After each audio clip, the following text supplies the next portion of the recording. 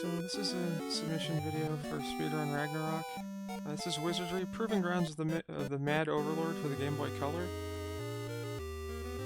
Time will start when I delete save 1 and select save 1 again. It resets the progress and all that, and you can get right back into the game.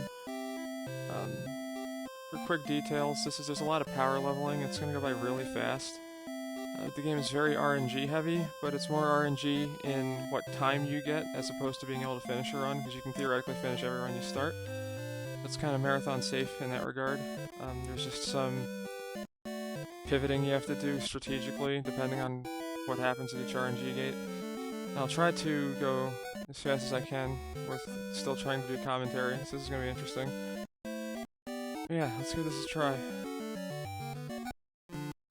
First thing we need to do is create a mage. We need a double-digit bonus roll to get the stats that we want. We can reroll by hitting start or select, which is convenient. Other versions of this game don't have that. Or some other versions don't have that, I should say. This is actually the first RNG gate in the run, is getting a bonus roll. So we'll roll a 20 IQ mage. There's a pre-made mage in the temple that's going to power level our mage. Or the temple, the tavern, I mean. So we're gonna go fight these things called creeping coins. First we have to find them. 5% chance on every encounter that you'll get a creeping coin pack. We also want to kill one other thing. This is a good fight for that, because it's a mathematical thing to get our good mage to 5. There's gonna be a lot of save scumming in this run too. If anything goes wrong, we can reset, and as long as it hasn't passed a certain point, like there we got poisoned a bunch, we can reset, restart the party, and it puts us outside that encounter. So we're specifically looking for the creeping coins, because they are the fastest way to get to level 5 on the custom mage that we made. There's a lot of encounter cycling here. I'm trying to pay attention to what shows up and not like run away. There's our creeping coins. So we have a spell on the pre-made mage that can kill them really quick like that. We have a thing we can get right back to town, because you only level up when you get to town. Or when you stay in the stables, I mean. But now that our mage is level 5, they can survive on their own for a while. And they have spells now that can kind of basically do AoE damage to the monsters, so we can farm out more coins. I can get in the door there. There's some skill in the movements. Let's see, we died there, but I reset fast enough, so we're alive again. Yay! Okay, we got decapitated by a ninja. We're alive again. Yay! This is a pretty brutal game if you're playing it casually and you don't know what's going on. Because you just like randomly get killed by things instantly. And so the next RNG gate is we need to get more coin packs or other lucrative packs to get to level 7 and then level 9. Once we get to level 9, we hope that we get a certain spell that lets us AoE farm things that I'll get into later. We don't want to be cart horsing. Don't put the cart before the horse.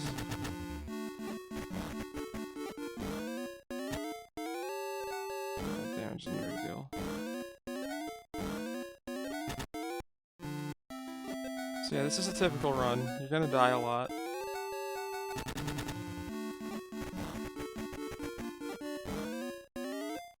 This is a good pack as well. The men in chain are like the second most lucrative thing to try and kill down here. If you can hit them, they go first, you're dead.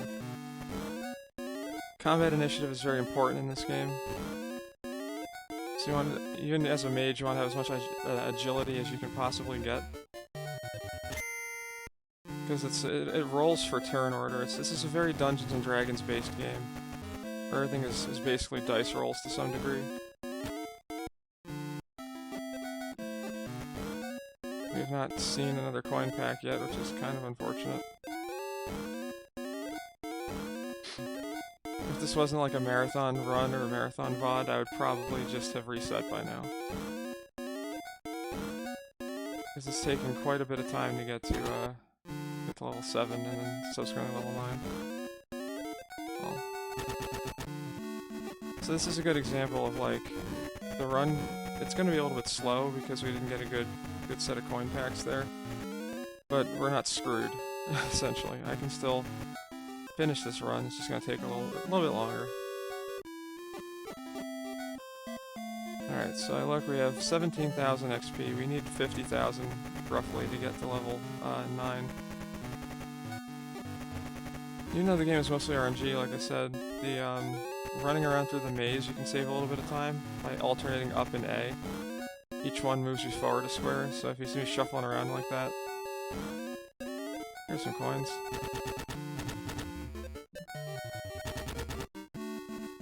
But you see me do those little shuffles. That's hitting up and then A.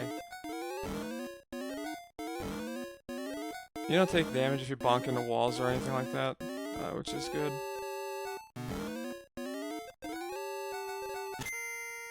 Decapitated.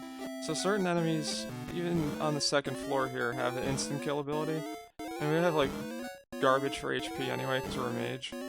But they're still ninjas, and the highwaymen can just decapitate you instantly.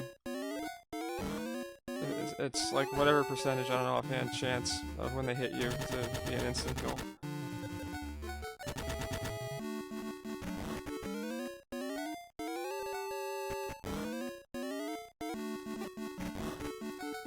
Alright, we need basically one more coin pack would get us to 50,000. We restart the party over and over like this to reset the door encounters, because the door encounters are mostly fixed. So like, we want to just chew through encounters as fast as we can, obviously, to try and either get coins or kill other stuff.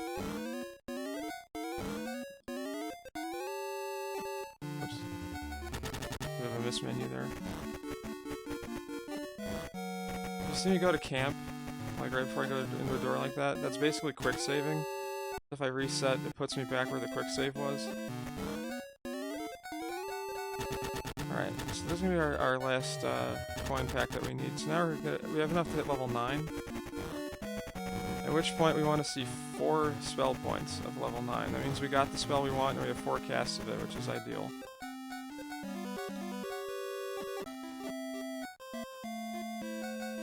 We do, okay. So, now we're ready to go power level to 13. Well, not if you take a surprise round. We can go power level off of giants. If I can get there. There's a secret little, like, backdoor path to get to a certain point in the game. So we go this way through level 4. There's a ribbon that we need. It's the only item we actually need to finish the game. And technically you don't even need it. But it's behind this encounter, which we cannot win at our current level, and it's also being solo. So we do spin to win strats. If we run from an encounter, it puts you back on the tile you were before. If we get another encounter on that tile and we run, and we reset, it puts us on that tile without the encounter. So we bypass one of the hardest fights in the game to get the ribbon, which is supposed to be like the progression checkpoint. It's like a gear check and level check, but screw it. So we go down to level 9. I want to try and get a group that we can probably kill. Okay, we did not.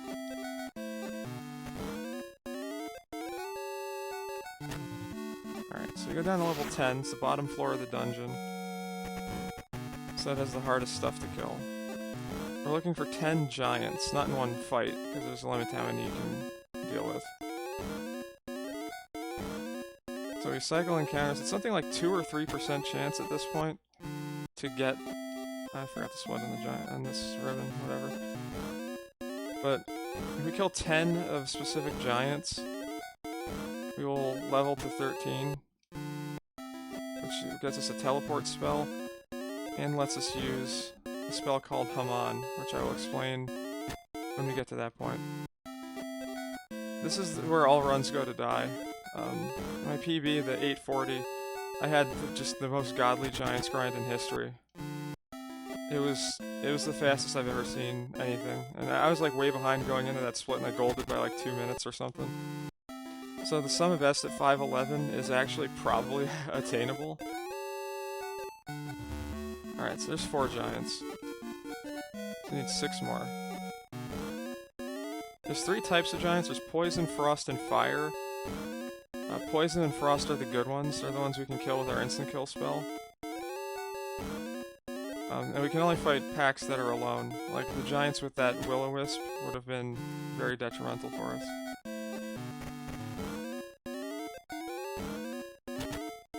Yeah, as long as we get giants that are alone, we cast Machinito, which is the kill spell. If it works, then it was either poison or frost. If it doesn't work, then it was a fire giant, we reset, and we now go back to this. But yeah, some of the best, like 5, like you could probably sub 5 if you got just incredibly good RNG. So I don't think it's that far-fetched. I'm not gonna go for it, like, I was happy enough to get the sub 10. I would probably set the estimate to this run at like 15 minutes.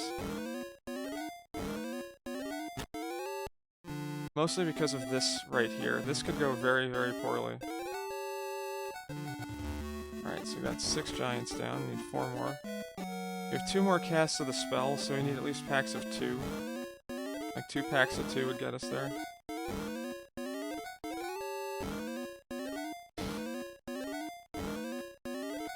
It's a lot of encounter farming and safe scumming. Now once we get to 13, we can go finish the game. Alright, so yeah, we need 1 more giant and we'll be there. Technically we can kill a couple other things too down here, but we might as well just go for the giants while we're doing the marathon VOD. Or submission VOD.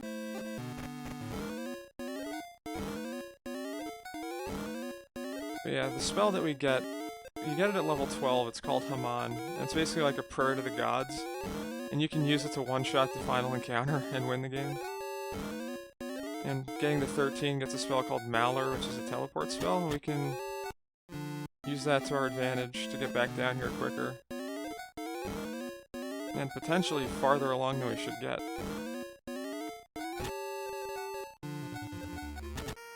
Okay, so the spell didn't kill them, that means they were fire giants. You can't really tell because they have like shrouded things. There's like they tried to artificially inflate the difficulty by sometimes not telling you what exactly you're fighting. So we know we're fighting giants, but we don't know which one it is. So they just gamble on the kill spell. And if it was right, then you win.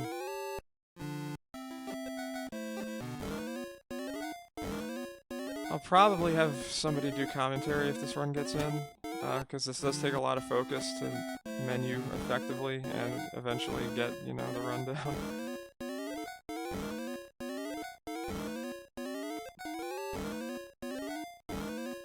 There's another path I can take too to do this. I've kind of developed new strats since then, but this is kind of the most marathon safe one. So this is the one I would probably roll. Even though this looks like it's taking a while, this is probably par for the course so far. Like I said, I'd probably set the estimate at 15 minutes. That would be...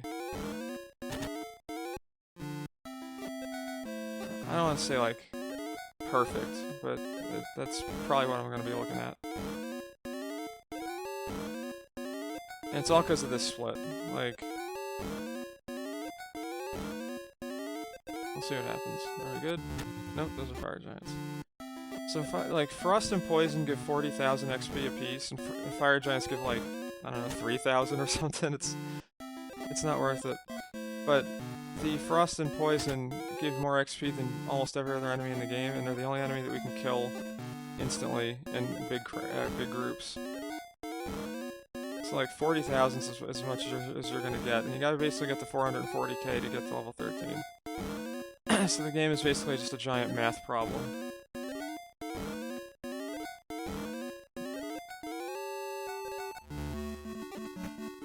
Alright.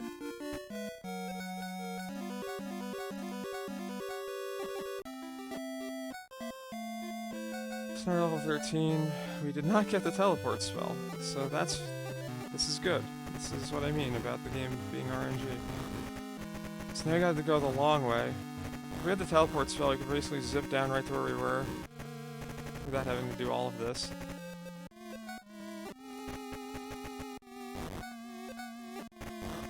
So now we have to actually go through the fights down here. I have even have Haman? I should actually look at that. I think I do. Yeah. Okay. So there's like 7 fights in this floor. They're all supposed to be like Guardian encounters. If we had the teleport spell, we could roll a combat mauler, as we call it, where you'll get, if you're in combat and you cast Mauler, you'll get teleported from floor 9 to floor 10, which this is floor 10, to a random spot, and you can actually land at the final boss's chamber, which would skip all of these fights, which is very good.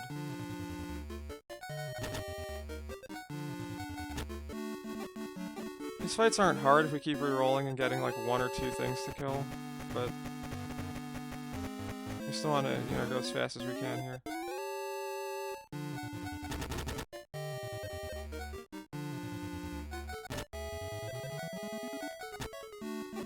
Leaves. This final part is a little tricky if you don't know what you're doing. If you go through one of these doors and you walk to the right, you teleport back to town, essentially. And that's not good. That's also not good.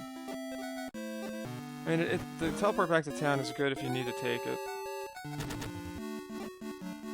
If, like, you didn't get 4 Machinito casts, if you only had 2, say, you could come down here, kill some giants, go back to town, come back down here.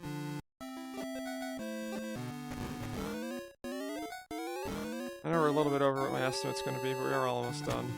So,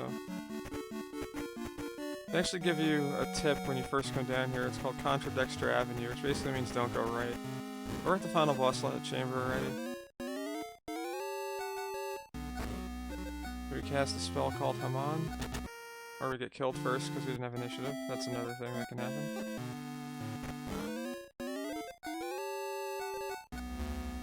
And Haman can have a few different things. There's an ability called Teleport the Monsters, or Teleport the Enemies, whatever it's called specifically. And that's the one we want, because that just wins the battle instantly. But we have to basically go first and not get killed immediately. This is still the easiest way to beat the game. As long as you don't get killed. And this is again why I said 15 minutes would be a good estimate, even though we're close to 17.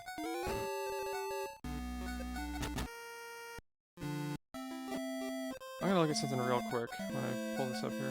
So we have 17 agility, which is not bad, but it's also not great. That's why we're not getting these off.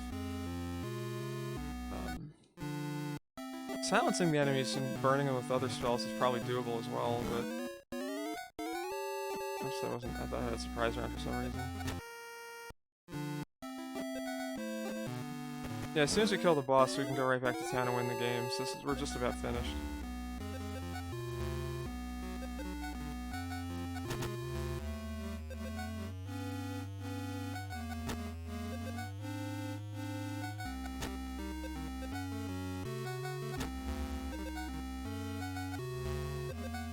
So I'm just spamming spells at him to try and kill him the normal way.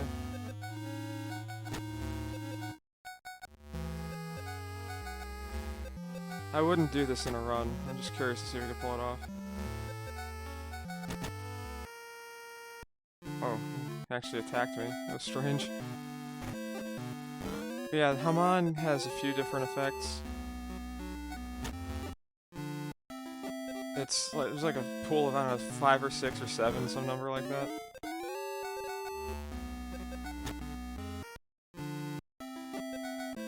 This is actually horrendous luck.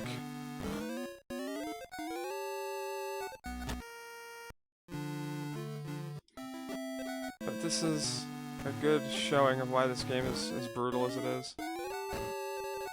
Even using save scumming and crazy stuff like that, we could still get a terrible run. And a lot of it's beyond your control. There's so much RNG in this run.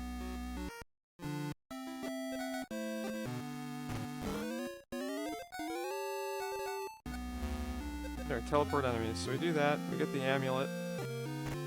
Walk out here, go over here, and GG. So that's Wizardry Proving Grounds of the Mad Overlord. This is the easiest version. The NES version is harder for a couple of reasons that I won't get into.